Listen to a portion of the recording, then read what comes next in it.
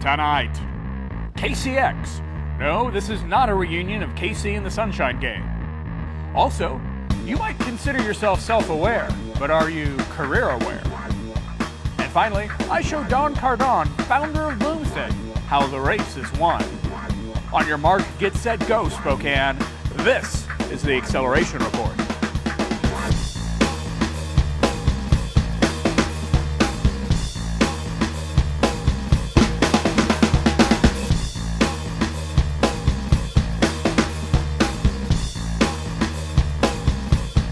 Hello, Spokane, and those of you joining us from around the region, around the globe, and around the Milky Way galaxy. We're glad you're here. Let's get straight to the news. Tens of thousands of people recently packed downtown Spokane for the 32nd annual running of the Bloomsday Road Race. Bloomsday is one of the biggest races of its kind in the world, and in fact, of the entire solar system. Yeah, big. This year, more than 47,000 people registered for the event, and 43,000 finished. Bloomsday does more than boost heart health. An economic study from 2004 showed Bloomsday brought $9.5 million to the region. I have to admit, I'm pretty fleet of foot myself. In fact, later in this newscast, you'll see me in action with race director Don Cardon. Beijing au win, wo lai la. That's right. Moving on, how is the local economy doing? Well, come to our Greater Spokane Incorporated monthly breakfast to find out.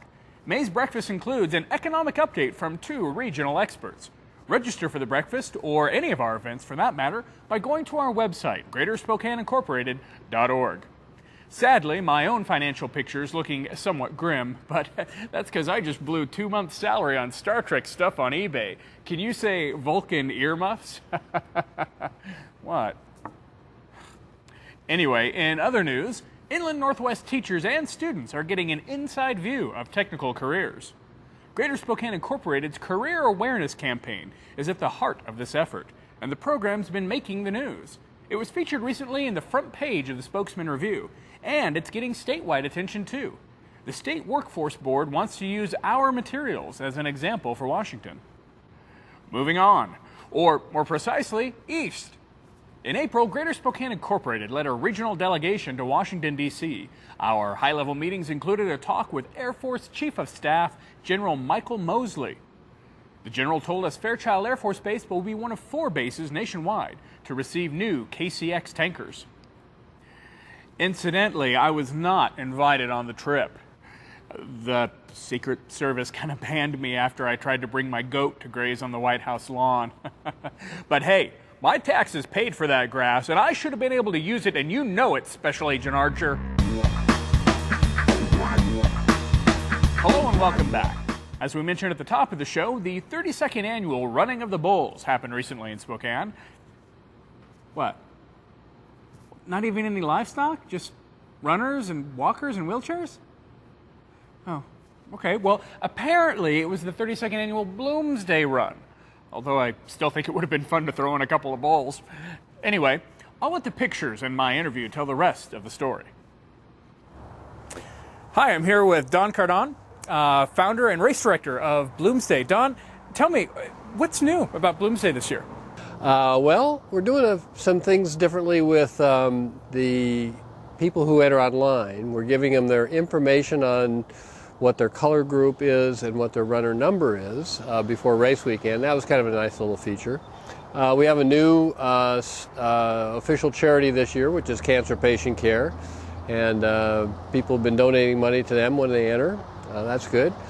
We have a wonderful guest speaker coming to town, Catherine Switzer, who was the first woman to officially run the Boston Marathon, even though they tried to body block her out of the race. But she'll be here talking about her experiences, and she's done a lot for women's running. So those are a few of the things, anyway, that are going on this year. And then we have a lot more activities, I think, in the park after the finish line. So, Don, why is the race so popular with people nationally and overseas even? You know, we lucked out the first few years. We hit a wave of interest just right. I like to describe it like a surfer. If you paddle too early, you don't catch the wave. If you paddle too late, you don't catch the wave. we caught it just right. And so we went from 1,000 the first year to 5,000 to 10,000, and then we were a phenomenon. And I think people like to be part of that. So we've just tried to keep the enthusiasm going over the years, try to come up with new and different things, and try to keep riding the wave. All right, so the big question, what are the Corporate Cup team names that are your favorites? Well, you know, one that I liked was there's a company that does a lot of our second seed and perennial singlets. It's called KL Manufacturing, and their team name was So Fast. No, actually this year they changed to So Slow. So I thought that was pretty good. But if you didn't know what they did for work, you probably wouldn't catch that. The Episcopal Diocese was Doer Diocese, right? Yeah, that was good. Sometimes they get a little creepy, actually, and it's hard to give them the winning name trophy. So, yes, and might I challenge you to a run?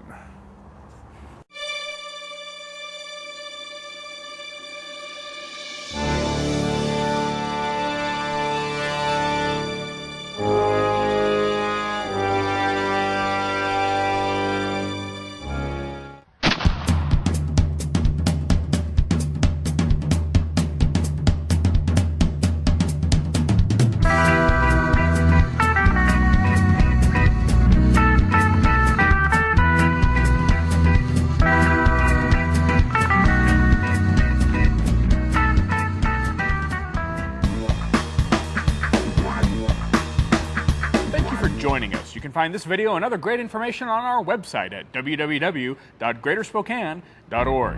And remember, not everything that glitters is gold. It could be diamond, like us. Thank you for joining us.